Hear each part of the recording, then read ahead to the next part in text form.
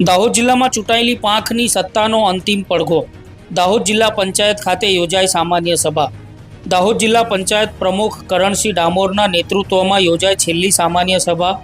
દાહોદ જિલ્લાના રાજકારણમાં અત્યારે ગરમાવો જોવા મળી રહ્યો છે, કારણ કે વર્તમાન ચૂંટાયેલી પાંખની સફર હવે તેના છેલ્લા મુકામ પર પહોંચી છે.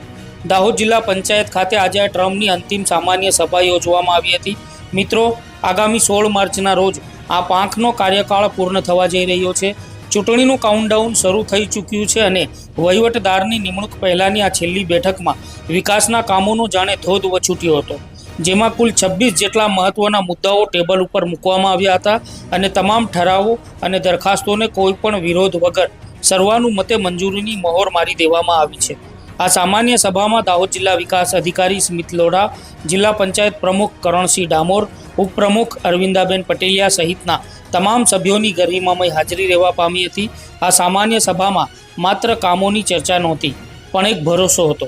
સભ્યોએ પોતાના વિસ્તારના જે પ્રશ્નો ઉઠાવ્યા તેના પર દાહોદ જિલ્લા વિકાસ અધિકારી અને પ્રમુખે ખાતરી આપી કે ચિંતા ન કરશો, તમામ કામો વહેલી તકે પૂર્ણ કરવામાં આવશે. નગરપાલિકા અને પંચાયતની આગામી ચૂંટણીઓ પહેલાંની આ શાંતિપૂર્ણ પણ નિર્ણાયક સભા એક નવા રાજકીય અધ્યાયના સંકેત આપી રહી છે. હવે જોવાનું એ રહેશે કે 16 માર્ચ પછી જ્યારે વહીવટદાર શાસન આવશે ત્યારે દાહોદ જિલ્લાના વિકાસની આ ગતિ કેવી રહેવા પામે છે અને આવનારી ચૂંટણીમાં જનતા કોના પર કળશ ઢોળે છે.